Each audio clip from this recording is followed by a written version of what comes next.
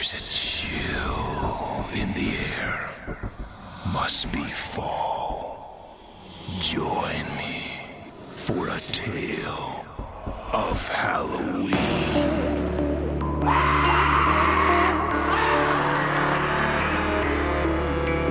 You will experience tales of horror, ghosts, and death. It is not recommended for the weak at heart. Listen in the dark. It's more fun that way. This is Weekly Spooky. Hello, my friends. I am your host and narrator, Henrik Kuto, and thank you for joining me for another scary story, especially because it is spooky season. It is October, and we've got a real creepy one for you tonight. A story about love and loss and redemption, and also, well, you know, the pitfalls of becoming a meme.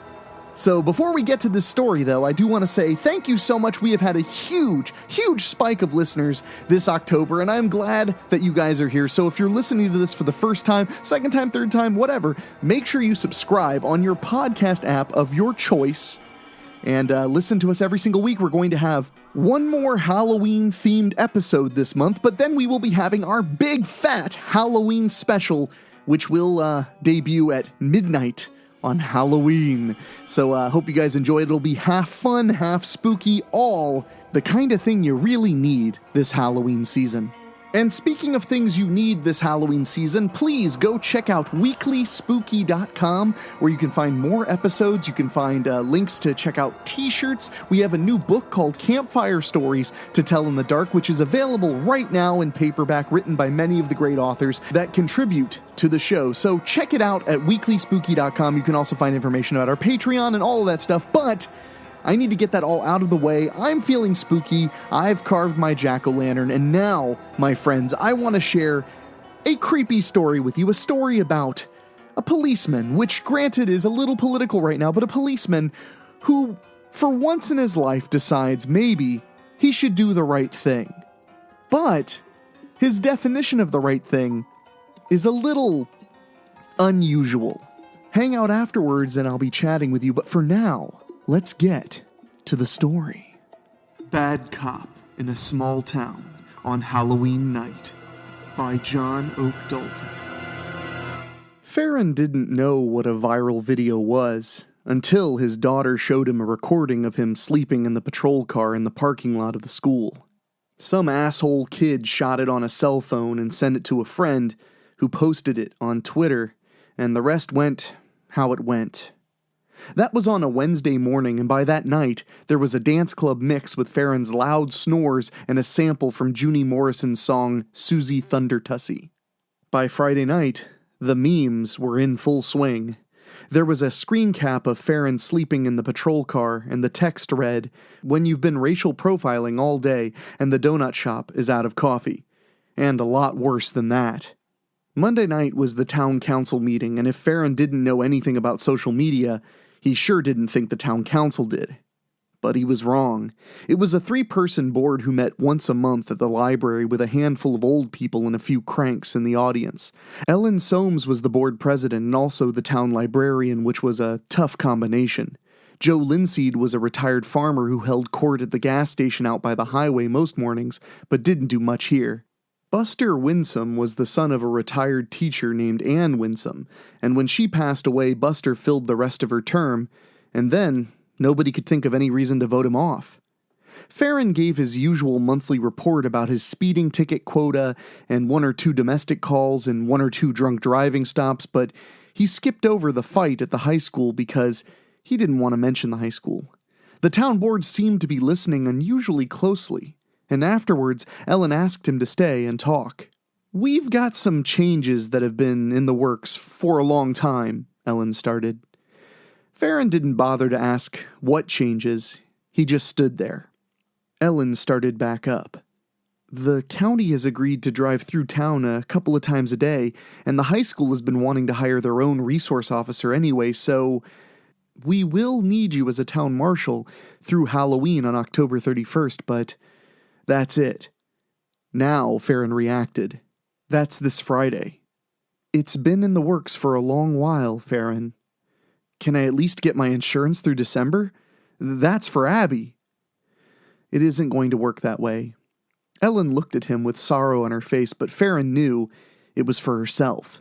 When her son got back from Afghanistan, it was Farron who talked him through what it was like to be a civilian. Farron had gone from high school to Desert Shield, and then had been town marshal ever since, so maybe he wasn't the best, but he was all Darren Soames had. It still didn't stop Darren from ending it all with a Tokarev pistol he shouldn't have been allowed to bring back from in-country. "We can let you resign," she said. "I'm gonna need the unemployment," Farron answered. "Nobody is going to know until the week after Thanksgiving. That's the next meeting." "It's okay. I don't got my daughter for Thanksgiving." Farron walked out. The next day, Farron was sitting in his patrol car by the flashing light on the main street. It was Highway 1, but through town it was called Hadley Street, although everyone called it Hadbin Street. Like there had been a grocery store there, that there had been a bank, and that empty field had been the school, before consolidation. People were speeding and doing rolling stops, but why did that matter now? He was talking to his daughter on his cell phone. "Has the teasing died down at school?" he asked. "It was never that bad. Mercedes dressed her dog up in an octopus costume and put it on TikTok like Wednesday or Thursday. People got into that." "Well, thank Mercedes for me." "Are you going to get in trouble, Dad?" What Abby was really asking was her father going to be able to pay for her college, which she agreed to do as part of the divorce decree 5 years ago, and was happy to make happen. He worked as a bouncer at a bar called the Red Triangle in Ohio on the weekends, which was outside his agreement as a law officer in Indiana, and was why he was asleep Monday morning at his third job as resource officer at the high school. "If I get in trouble, I can get out of it," he answered. "I'll see you on Halloween. I'll have candy in the patrol car." "I'm a senior. I'm too old for trick-or-treating." "Well, walk down there anyways." "Okay." And they hung up. Farron turned on the radio in the patrol car and put it on the country station everybody listened to. His ex was the midday DJ, and had done a lunchtime request show for years that Farron still liked. Dolly was singing about how hard it was to be a diamond in a rhinestone world, but then she played a Willie song about the red-headed stranger and the yellow-haired lady, and his heart fell in his chest. Farron was a redhead, and his ex was a blonde, and they danced to the song at their wedding. So that's how Farron knew that the news had spread through the little town about his firing. His ex was playing the song because she was thinking of him. Farron didn't want to think about what it would be like to be an ex-cop. Everybody he'd pulled over and ticketed, when pretty women were let go after a smile and sometimes the promise of a drink or more. All the guys he knew had hit girlfriends or wives or kids or all three, and might have accidentally bumped their face on the patrol car, or found their paperwork lost for days when they got dropped off at county. All the dealers who were busted because they weren't his dealer. That was all worth thinking about, but having the pity of his ex-wife. That was the worst. And then his thoughts turned to Abby. He could pick up more bouncer shifts at the Red Triangle, but not too many more. And he could go back to doing security at the big outdoor venue where they had stock races in the fall and concerts in the summer, but it was an hour each way and the tweakers were bad.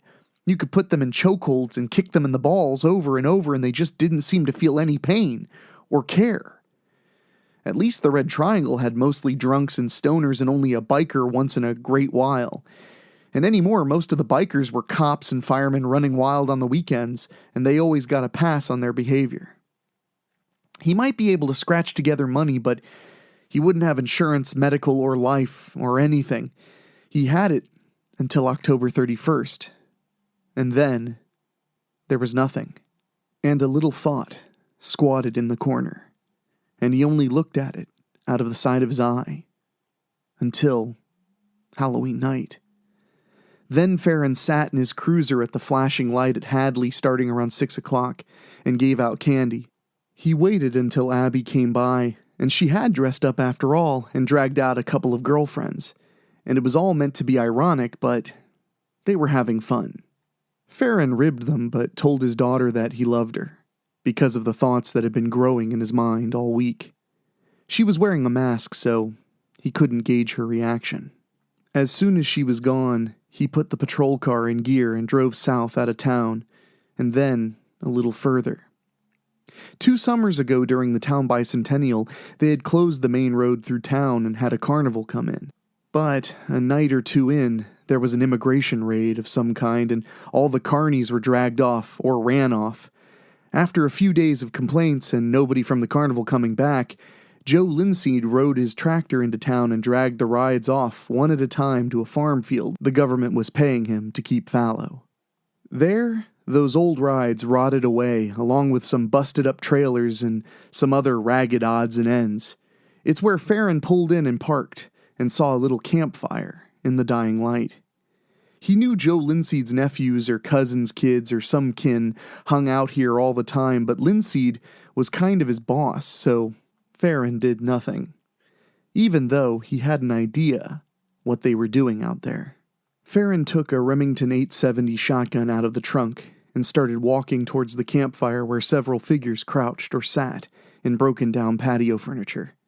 Young guys, still shirtless in the fall chill.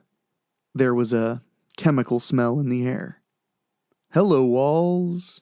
The call from the gloom brought Farron up short.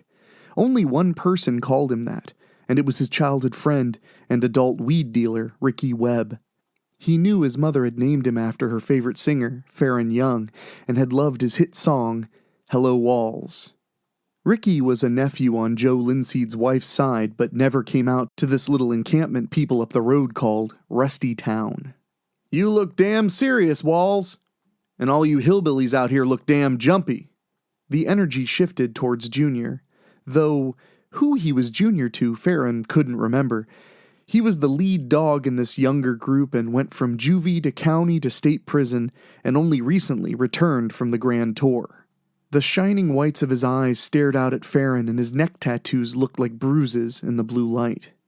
"If you want some of that Leopold gold I done brought up from Tell City last week, come by my place tomorrow. You don't need to be out here," Ricky said. "Neither do you." "I ain't never out here, but I got business tonight." "I do too. So maybe you can slip out past that tilt-a-whirl and I'll come holler at you tomorrow for that grass." Somebody snickered. He said grass. "Shut up, Garwood," Ricky said easily, his eyes trained on Farron. Farron gestured with the shotgun. "I tell you what, leaving out Ricky, if there is 8 teeth between all of you, I won't take you whole passel of dickheads in for making and dealing meth." Junior, Garwood, and the others began to move, but Ricky put up a steadying hand. It dawned on Farron for the first time that Ricky, despite his easygoing demeanor, might have been the OG of this loose band of related feral criminals. It was just one more thing he had overlooked, not paid attention to, let slide. "Walls, why don't you ease on out of this here job? Everybody knows this is your last night as town marshal. Let somebody else worry about this tomorrow," Ricky suggested. Junior blinked. Hell, if he ain't found until tomorrow, it ain't like killing a cop. Junior had a gun in his hand, and then Ricky did too. Farron just stood with the shotgun loose in his own hands. "We don't need to think like that, cuz," said Ricky mildly. "He knows," said another voice from the growing darkness. Junior nodded for emphasis. "What else would he be doing out here on his last day?" Ricky studied Farron. "That's it, isn't it? It's your last day. God damn, Farron, don't let it go down this way. Think about Abby." "You know I am thinking about Abby." It was the truest thing Farron had ever said. "And get her name out of your mouth." Ricky blinked, and Farron swallowed. "Then tell your idiot half-brothers or second cousins or whatever this island of misfit toys is to stand over against that hall of mirrors with their hands behind their backs and make this easy." Ricky shook his head. "Head on back to town, old hoss. I'm trying to talk these kids out of making a bad mistake." "It's my mistake. I've been too easy on these young dirtbags because I took most of their mamas behind the football stadium at one time or another." Junior finally lifted his gun, a Hi-Point 9mm, just as Farron had hoped. Only Ricky lifted his own Bursa Thunder 380 and shot his cousin in the face. Garwood fired, and Ricky tipped back in his chair, and his legs kicked the air. Garwood turned and fired at Farron next, and Farron felt a hot bite take the bottom of his right ear off. Ricky was up and on his knees pointing his gun at Garwood when somebody stepped out of the shadow and fired at Ricky. A geyser shot out of Ricky's neck, but he still shot again, and Garwood's jaw disappeared in a cloud of red, and his teeth peppered the campfire. Garwood convulsed and fired, hitting another man in the shadows who started to scream. Farron stood and waited for the bullet. But the new gunman turned and ran for the trailer, flannel shirt flapping behind, and the last man broke and ran as well. Farron watched for a moment, then threw his shotgun on the ground. The Remington had been empty, but the Glock 19 in his holster wasn't, and it turned out he needed it. It was one thing to die in a hail of gunfire, and another to die in prison. So he walked up and shot the screaming man, then followed the other two towards the trailer. The one in the flannel banged the door open and ran in, but the other veered off. He figured he had the flannel guy boxed in, but had better catch up to the second guy. That guy ran hell-bent towards what was labeled the Funhouse, a big sheet metal box that had been built on the back of a flatbed. The Funhouse had some sort of zigzag gangplank held up with chains. And Farron watched for a moment as the guy, who he finally recognized as the recent high school dropout, Peyton Sanford, tried to navigate the wobbly platform in the dark. He stepped into the round O of a painted clown's mouth, and the brake must have been off on that tunnel, because the gears started moving and the opening rolled up like a hamster wheel. It would have been funny if Farron wasn't trying to die in the line of duty. Farron fired into the clown's mouth and missed, but the bullet spanged around and finally hit Sanford and knocked him flat. He tried to get up, but just flopped around in there until Farron drew a better bead and shot him again. And Sanford stopped moving. Farron turned away and saw some weird shapes dancing in front of him. He triggered his gun without thinking and heard shattering glass. He had shot right into the stupid half-assed hall of mirrors. When he saw his own image splintering 100 times, he kept going. Farron beat it for the trailer and quickly realized he'd made a mistake. When he stepped through the door, the chemical smell was strong. He saw a hole that had been knocked in the back wall with a blue tarp strung over it, and taped over onto another trailer parked right behind. So Farron bolted through the trailer and out the back, hoping for the bullet that would blow up the trailer behind him and everyone around the world beyond. But instead, he found the last gunman standing in an open field nearby, next to a beat-up 1980 Plymouth Volare Roadrunner. Farron knew the beater belonged to a kid everybody called Baby Gates, because once he got so drunk his friends gated him into a kitchen to sleep it off, and he couldn't figure out how to undo the latch, even when sober. Baby Gates had popped the trunk and had the gun pointed inside, which Farron immediately flashed on. Dogfighting. Even Baby Gates couldn't think he could get out of trouble by shooting up a trunk full of drugs. But Farron went ahead and killed him anyway, then walked over to see what Baby Gates could have possibly been thinking. Inside the trunk was a very thin and pale young woman, wearing clothes you would throw in a dumpster behind the Goodwill. The stench of human smells was strong, but the young woman was alive. Farron bent over and vomited in the grass. Then he felt better. It was the killing of the young men and the finding of a young woman so close to Abby's age. He had sometimes vomited after killing in Iraq, and knew that was part of it. He reached a hand out to the cowering, feebly moving woman, but finally just reached down and lifted her out, and set her on the ground. She was a flat 5 feet, and didn't weigh $110 by Farron's eyes. "What's your name, miss?" The young woman just stood and shook, her teeth chattering. "Can you tell me your name, miss? You're all right now." The young woman slowly opened her mouth, and Farron saw a darkness within. It took Farron a minute to realize the woman had no tongue. Farron looked into her eyes. "Okay, we'll go back to my patrol car. I got a paper and pencil there so you can write your name down." The young woman shook her head. "You don't want to write your name down?" She shook her head, harder. The truth punched Farron between the eyes. "How long ago did you get taken?" The young woman lowered her hand until the flat of it hovered around her knee. Farron felt the bile rise in his throat when he thought about the enormity of what had happened to the young woman. Okay, well, we still need to get back to the patrol car.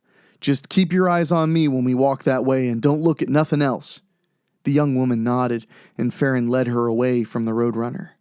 But as he neared the campfire once more, he saw movement again. He raised a hand for the young woman to stay where she was, and Farron approached the fire, where his old friend Ricky was somehow still alive, holding a bloody hand to his neck. Farron stood over him. "You ain't calling this one in, are you, old hoss?" Ricky asked. "No." Farron could see Ricky's eyes slide sideways in a glimmer of firelight. "I'm glad she's still alive. If it means anything to you, I thought Baby Gates was talking shit, some stupid internet thing. I didn't think he could really go and get a girl from somewhere. I was here to make Junior let her go." "That does mean something. Where was she from?" "I don't know exactly, but they bought her in Indianapolis. But I know where she was going. They sold her to them people out at Comfort Farm." "Comfort Farm? Where they had those retreats? My ex went to a writers group out there. Them people went bankrupt 2 years ago. This is a different group. They're from Jersey." "Jersey? East Coast people, man." Farron thought on this for a moment, and when he looked down, Ricky was dead. The young woman was standing and looking. She didn't resist when Farron put her in the front seat of the car. He started the patrol car and turned and looked at her. "I'm going to take you into town and drop you off at the flashing light. There are good people there, and somebody will call the police and the county will respond." She grabbed his bicep and wouldn't let go. "I can't take you with me because I'm going out to the farm where they were going to take you, and I ain't planning on coming back." The young woman grabbed and clawed at him so hard that instead of making a big U-turn to town, he turned off the car and started walking back towards the Roadrunner with the young woman a ghost trailing behind. He took the keys out of Baby Gates' jeans pocket and threw his uniform shirt on the ground and put on Baby Gates' flannel, which only had some blood on it. He didn't say anything when she got into the passenger seat. Then Farron bumped over the farm field and onto the highway and straight into darkness. Comfort Farm was right at the very edge of the county and probably out of his jurisdiction if he was thinking hard about it. But what he was thinking was that he should have noticed somebody building a watchtower on the other side of the big cattle gates. Farron idled there and finally honked the horn, and damned if a big spotlight didn't shine out of the tower and point right at the Roadrunner. Farron and the woman sat, very still. After a long moment, he heard a deep-throated rumble, and here came a 1987 Chevy El Camino, black on top and silver on bottom, that he couldn't help but admire. Some long-haired guy with a leather vest over a bare chest came out with a MAC-10 in one hand and a gym bag in the other and stood on the other side of the cattle gates. Farron waited, knowing he had a flannel up top, but uniform pants and a gun belt below. The guy squinted at the Roadrunner. "You're supposed to keep her in the trunk, idiot." Farron said nothing as the man started to undo the chain holding the cattle gates together. Just for fun, Farron revved the engine and gunned it as the chain fell away and banged the gates open and knocked the long-haired guy backwards and watched his limbs turn counterclockwise. He heard a gunshot from above, and so he drove straight on into one leg of the tower and crushed the grill of the Roadrunner. He heard a crack and a creak as the wooden leg gave way, but what happened next was hidden in a cloud of radiator steam. He opened the driver's side door in time to see a guy fall from above and bounce off the hood of the car, an AR-15 going flying. The guy scrambled for his weapon and slid off the hood of the Roadrunner, and Farron shot him before he could get his feet under him. The long-haired guy was somehow on his feet and firing into the steam. Farron bent down and scooped up the AR-15 and let it rip into the darkness. He liked it better than the MAC-10 anyway. He heard the long-haired guy scream as he walked over to the El Camino, accidentally kicking the gym bag on the way. Money spilled out onto the dirt. Farron couldn't believe what he was seeing, but he picked up the bag and threw it in the back of the El Camino anyway. Somewhere down this dirt road, the big barn you could rent for weddings was all lit up. There were two guys walking down the path towards them. All the little cabins they used to rent to church groups were all boarded up on both sides of the overgrown track. They had definitely heard a commotion, but weren't in full tilt panic yet. These East Coast types didn't think much of Midwesterners, Farron thought, sourly. He climbed into the El Camino, and there was the young woman sitting there already. "You gotta get out of here. You got me through the gate, but that's as far as I was planning on going with you. There's a bag of money back there. Take it and walk to town." She started grabbing at him again, so Farron just put the El Camino in gear and started slowly rolling down the dirt road towards the men in the barn. This one was absolutely not the 1970 El Camino he had lovingly finished restoring when his older brother got sick of it, but it was better than no El Camino at all. When he got close, he floored it, then braked hard and knocked both men down in one swing from the long back of the car. Farron got out and reached into the back where he had seen a tow chain laying. He pulled it out and hit one guy with it and watched the hook hit him on the ear and yank part of his face onto the ground. Then Farron got the other guy as he was standing up and wrapped the chain around his neck. "What's in the barn?" Farron asked, pulling the chain tighter, but he must have pulled too hard because the guy went limp, blood running from his mouth, and Farron just dropped him in the dirt. Farron climbed back behind the wheel and told the young woman to duck. Then he floored it one more time and drove right at the big barn doors. They didn't bust open as dramatically as he thought, since he was pushing 45 or 50 by the time he reached them, but they splintered well enough that the El Camino went on through and went in a long skid as Farron pumped the brakes. Farron jumped out with the AR-15 and the Glock 19 pointing straight ahead and saw he was in the middle of a big space all painted red. The barn beams, the floor, everything. There were big bright lights everywhere and little cameras with red lights. There was medical equipment in the corners and chains hanging down from above. There were men and women in animal masks. It was the stupidest thing Farron had ever seen. He felt tired. He'd gone this whole night and hadn't met anybody with the juice to kill him. He didn't think any of these people could either. Then somebody stepped up with an ornate-looking knife, and when Farron stuck his hand up to block it, the guy drove it right into Farron's palm. Now something was happening, he thought, and he lifted the Glock and blew a hole in the masked man's face. Bone shards blew back and cut his cheeks, and he realized it was a real skull of some kind, not some Halloween Town plastic shit like he thought. Farron tried to steady himself on the hood of the El Camino and work the AR-15. Somebody with a metal pole ran up to him, and too late Farron realized it was a cattle prod. He tried to kick, and it hit him in the leg and jolted him clear to his balls, and he went down on his back, involuntarily. The masked man threw the prod aside and came thrusting downward with another fancy knife, but Farron scrambled under the El Camino and popped up on the other side, shooting. Farron could hear a low keening from the front seat, and realized it was the young woman, but couldn't do anything but kill everyone in front of him and hope she would get it together enough to finally run away. Some woman in a flowing red robe rose from behind a bank of computer monitors and started saying some shit Farron couldn't hear between the rumbling of the El Camino and the sounds of gunshots and the keening of the young woman and the screams of the dying. He shot her, thinking the rest of them might stop fighting when they saw it, but they didn't, and somebody stabbed Farron up around the collarbone, and the blade deflected off and screeched across the El Camino's paint job. The Glock was out of ammo, and so was the AR-15, and now he wished he hadn't thrown that Remington shotgun on the ground. But it was all right. He felt about done. But then he started thinking about what that young woman, or even his daughter, or both of them, could do with a bag of money.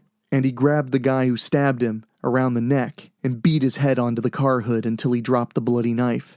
Then Farron took it and tried to slit the guy's throat, but it skittered off the bone of the guy's mask. And then he thought maybe this was just a shitty knife and threw it on the ground. He picked up the cattle prod and used the business end on some asshole with a big hook knife and then swung at the computer monitors, and it sparked and sputtered and, surprising everyone, started a fire.